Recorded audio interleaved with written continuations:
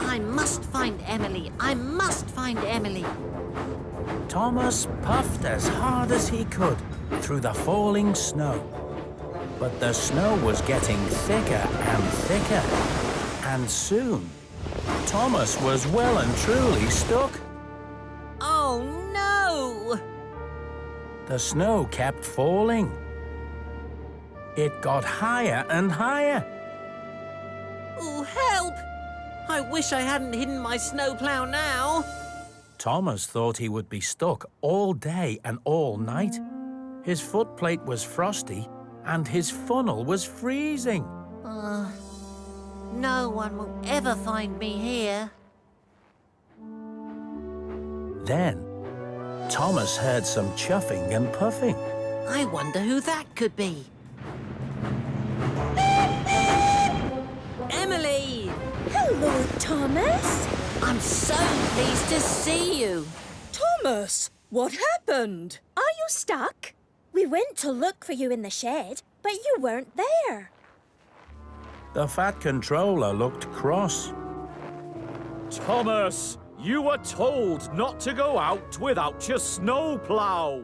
Stop, please! But the trucks were going too fast to stop now. No! Come back! Come back! The entrance to the old mine had only recently been reboarded up. But even that couldn't stop them. Percy slowed down when he saw the dark tunnel ahead. Hello? Anybody there? Percy knew that he should go in and bring back the trucks, but he didn't like the look of the mine.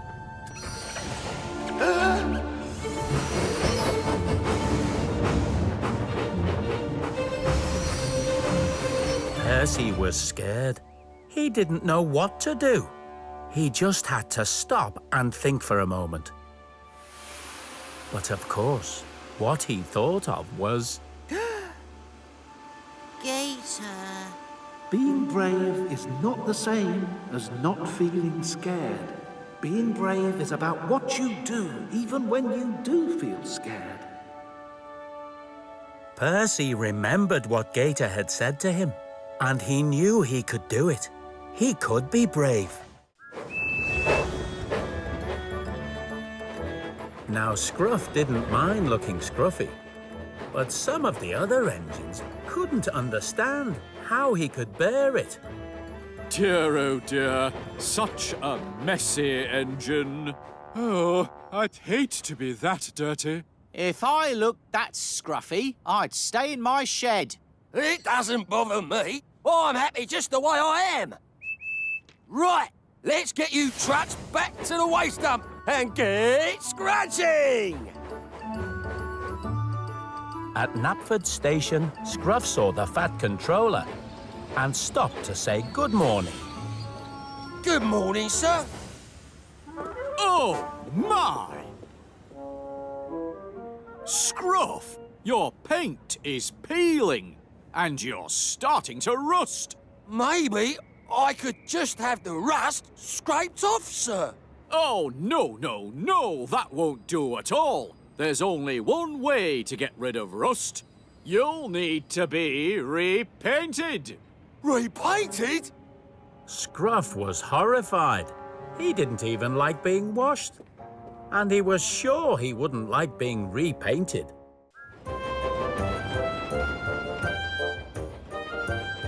Duncan, the narrow-gauge engine, pulls passenger coaches. He takes people to work every morning and brings them home from work again in the evening. Oh, at last. Oh, dear. Hello, Duncan. How are you? How am I? I'll tell you how I am. I've got an awfully wobbly wheel. Maybe you should go to the steamworks. Oh, hi. I already did. But Victor told me there was nothing wrong with it. Typical. Have you seen the track at Crossneycairn? No. Why? What's happening there? Don't ask the thin controller, because he says nothing. But every time I pass through, My rivets rattle and my funnel shakes. And now look at my wobbly wheel. But And to top it all, I've this one passenger who's always grumbling and complaining. He's even had the cheek to say I'm not doing my job properly. well, you are running a bit late, Duncan. Oh, don't you start. Express coming through! A big stone flew out of one of Paxton's trucks and bashed off Gordon's boiler. Sorry, Gordon. Are you okay? That stone gave you a nasty thump. Yes, Paxton, I'm fine. You can't damage a big, strong engine like me so easily. You should be checked for damage, though, Gordon. Nonsense. I have to hurry. The express must not be late. And Gordon hurried on his way without waiting to be checked over. Gordon hadn't gone very far when his boiler began to run dry. That's funny. I thought I had plenty of water. Luckily, there was a water tower just ahead. I'd better stop and fill up again. But the passengers were not very happy. They didn't want to be late. Gordon hurried on his way as quickly as he could. But he hadn't gone very far when his boiler felt dry again. I can't keep stopping for water or I'll be very late. Look at this mess! What is going on here? I'm working as fast as I can, sir. Yes, I can see that, but maybe you could do with some help. Help? I don't need help. I'll soon have this all cleared up. Oops. Oh! That's it, Cranky. I'm getting another crane to come and help you clean up this dockside. Another crane? But I don't need any help. Help be on the way, me hearty, and not a moment too soon. Oh, watch yourself. So the Fat Controller went to the steamworks. Hello, Victor. I want to know if you can spare Kevin for the day. Yes, sir. As you can see, we are particularly quiet.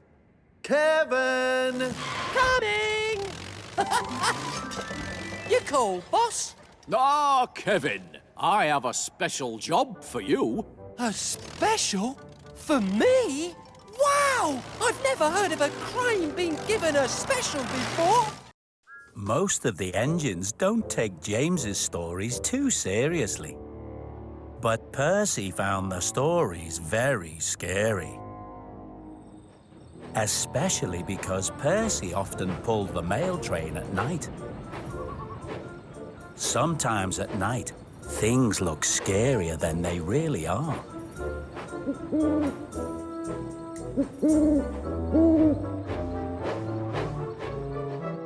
And that's when I saw the ghost train. James, Percy doesn't like your stories. Well, it's not my fault if Percy's not as brave as I am. If you're so brave, why don't you go out at night and pull the mail train?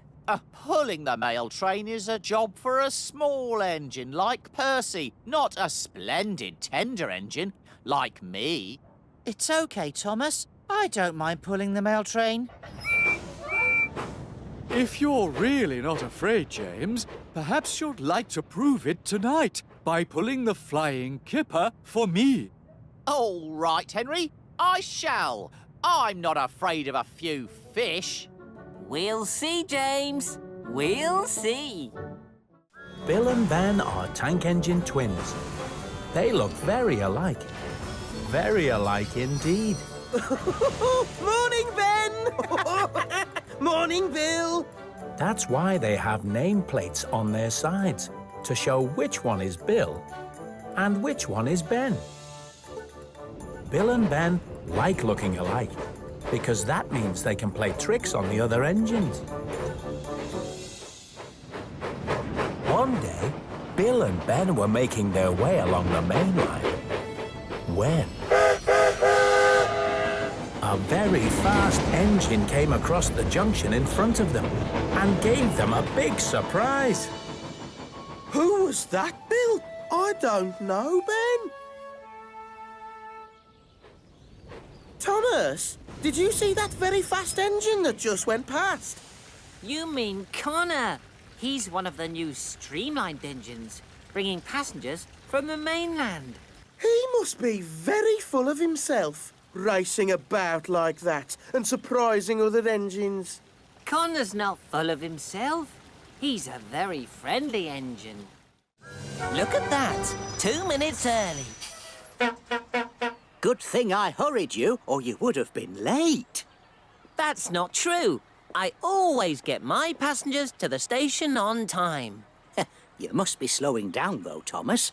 Lately, I seem to beat you to the level crossing every time. I'm not slowing down. I'll show you. Let's race again.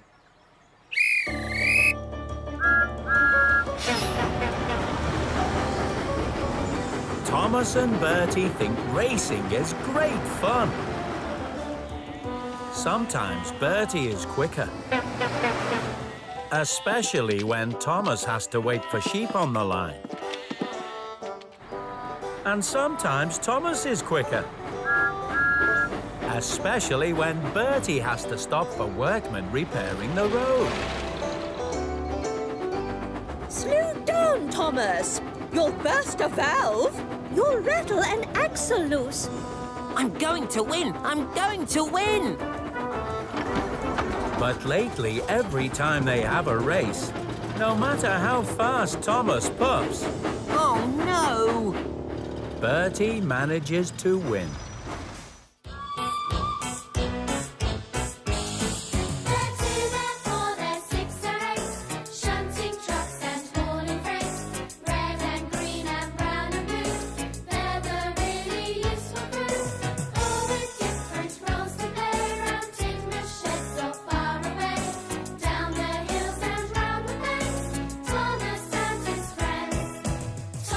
He's the cheeky one. James. His fame, but lots of fun. Percy. Pulls a mail on time. Gordon. Thunders down the line. Emily. Really knows her stuff. Henry. Toots and huffs and puffs. Edward. Wants to help and share. Toby. Well, let's say he's square. They're 2, they're 4, they're 6, they're 8. Shunting trucks and hauling freight. Red and green and brown and blue. They're the really useful crew. All with different roles to play. Round timber sheds so far away. Down the hills and round the bays. Thomas and his friends. Percy's driver unloaded the mail, but Percy was still thinking about what James had said.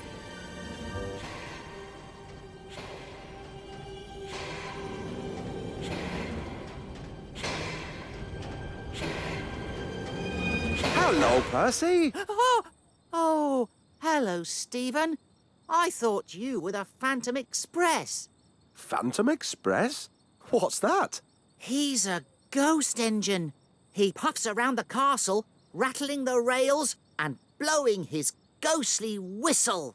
Oh, there's no such thing as ghosts, Percy. I've never seen one or heard any rattling rails. Just wait till I tell James. Then James arrived. He was delivering coal for the big castle fires.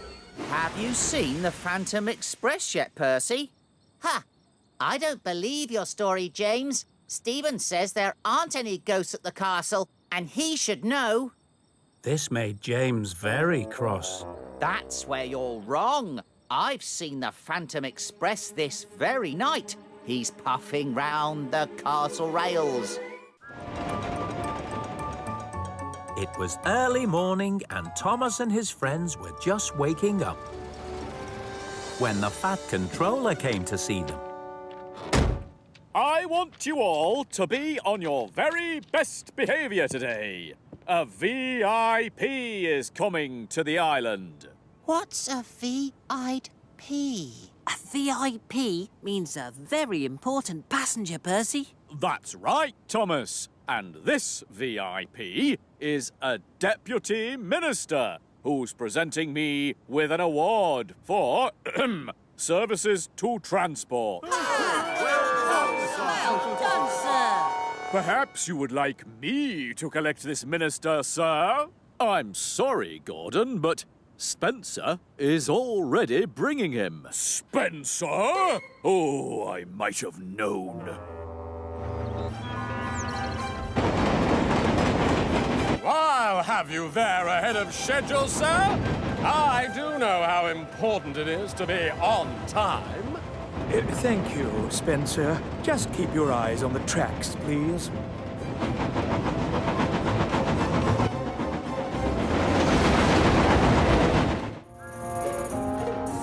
Something terrible must have happened. All the diesels have disappeared. I have to find them.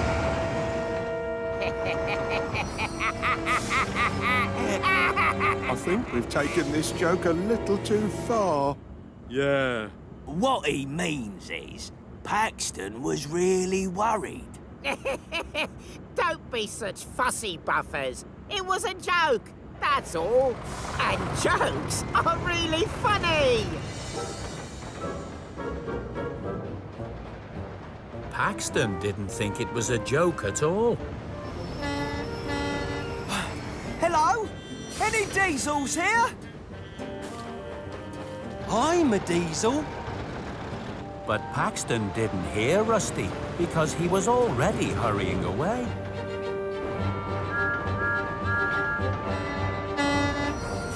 Have you seen any diesels, Thomas? I can see you. Not me. The other diesels. They've disappeared.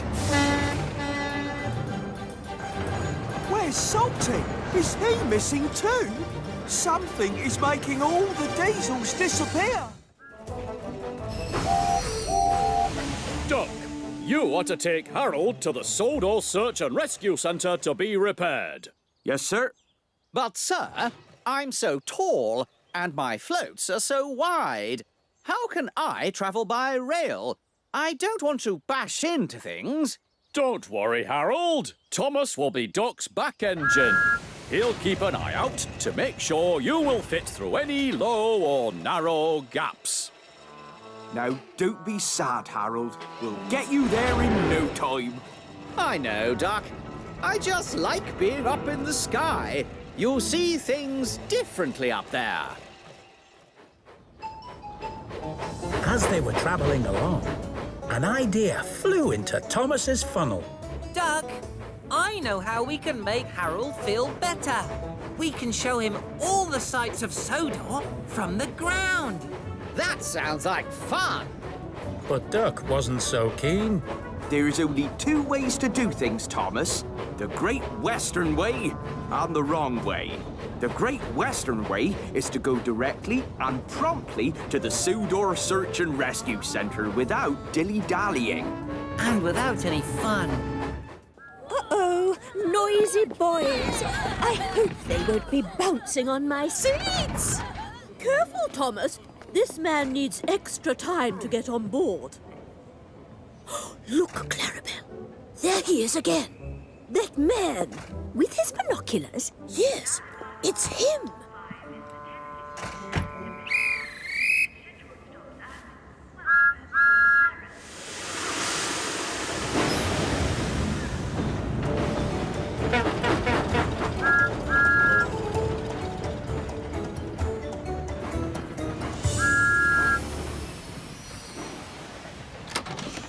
The man with the binoculars got off again at Dryor Station.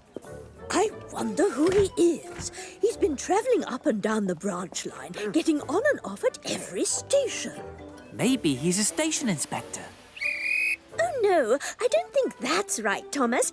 He's always looking through his binoculars. Up into the trees.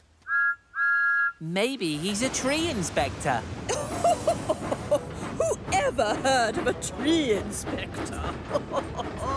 You are silly, Thomas.